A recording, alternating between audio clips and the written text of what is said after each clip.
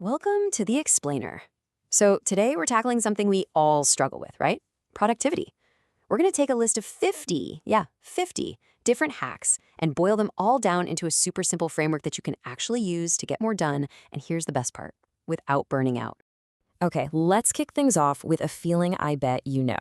You ever look at the clock and it's suddenly 5 p.m.? You've been busy, really busy, all day long. But that one big important thing you needed to do, still just sitting there staring back at you. That, right there, is what's called the productivity paradox, and we are going to tackle it head on. All right, so here's our game plan. We've broken it all down into 4 key areas. First up, mastering your mindset. Then, we'll get into how to structure your time. After that, taming your environment. That's a big one. And finally, the most important part, the first step you can actually take today. Okay, first things first. Before we even think about fancy apps or complicated techniques, we've got to start with the foundation. And that's all up here in your mindset. See, real productivity, it's not about cramming more stuff into your day. It's about doing the right stuff, the stuff that actually matters. So where does it all begin? With being crystal clear about what you're trying to do. Having a vague goal like get more productive is, well, it's useless, right? It's just a wish.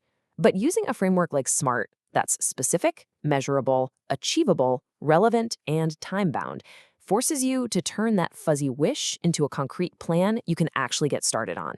And this is a big one. It completely debunks a myth that so many of us believe. We love to say we're great multitaskers, don't we? But the science is pretty clear, it's not a real thing. What we're actually doing is something called context switching. And every single time you jump from that big report to a quick email and back again, your brain has to totally reboot and refocus. It just kills your mental energy and wastes so much time.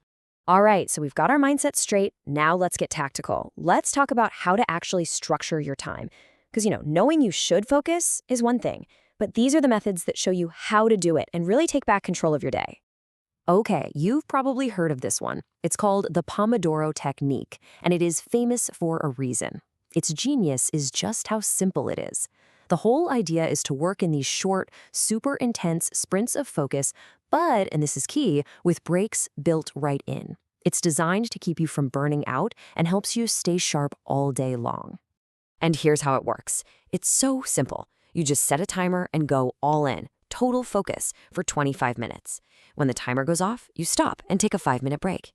Do that 4 times, and then you get a real break, like 15 to 30 minutes. It creates this amazing rhythm of intense work followed by actual rest. It's a game changer.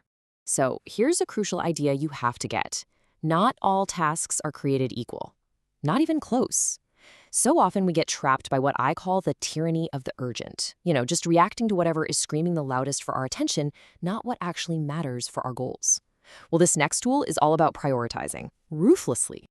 And this is it, the Eisenhower Matrix. It's brilliant. See, you've got urgent tasks, the stuff that demands attention right now. But then you have important tasks, the things that actually move you closer to your big goals. By sorting every single thing on your to-do list into one of these 4 boxes, you get instant clarity. You see what you have to do now, what you should plan for later, what you can give to someone else, and what you should just get rid of entirely. And here's the secret. The most productive people, they live in that schedule box. This idea leads perfectly into another huge principle, the 80-20 rule. You might have heard it called the Pareto principle. The idea is mind-blowing when you really think about it. In pretty much anything you do, about 80% of your results, your success, comes from only 20% of your effort. The real trick, of course, is figuring out what that magical 20% is. So how in the world do you find that high-impact 20%? Well, you've got to become a detective. You look at your to-do list and you ask yourself some tough questions, like which of these tasks will have the biggest impact on my goals? Or which activities here generate the most value? And maybe the most important one, what is the work here that only I can do? The answers to those questions, that's your mission. Everything else is just noise. Okay, you've got your head in the right place, you've got some powerful methods in your toolbox, but all of that can go right out the window because of one thing: interruptions, distractions. So let's talk about how to tame your environment and actually win this war on distraction.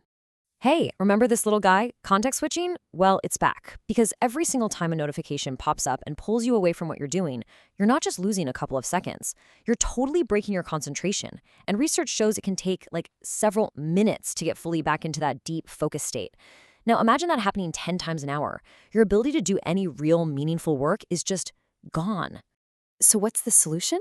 You have to build guardrails for your focus.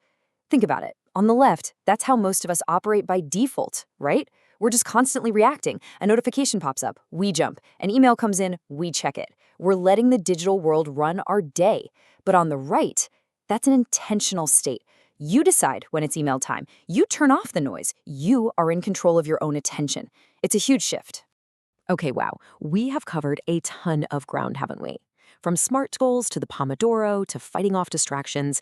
And I get it. It can feel like a lot. It can feel totally overwhelming, and you might be thinking, where do I even start with all this? But listen, don't be overwhelmed. The point of all this isn't for you to suddenly adopt 50 new habits tomorrow morning. I mean, that's just a recipe for failure, right? No, the real goal here is just to start one small positive chain reaction. So if you take away only one thing from this whole explainer, let it be this. Pick just one. One technique, one idea that we talked about that kind of sparked something for you, and just commit to trying it for a week. That's it. Because real, lasting change, it never comes from some massive, crazy overhaul. It comes from these small, consistent, sustainable adjustments. So what's it going to be? Are you going to try just one 25-minute Pomodoro sprint tomorrow? Or maybe you'll just turn off your phone notifications for that first hour of the workday. Or hey, how about just taking 2 minutes, just 2, to identify your one most important task for the day? Any of those things. That small change, that's the beginning. That's the start of building a more focused, more effective, and honestly, a more satisfying life. So, what's your first step going to be?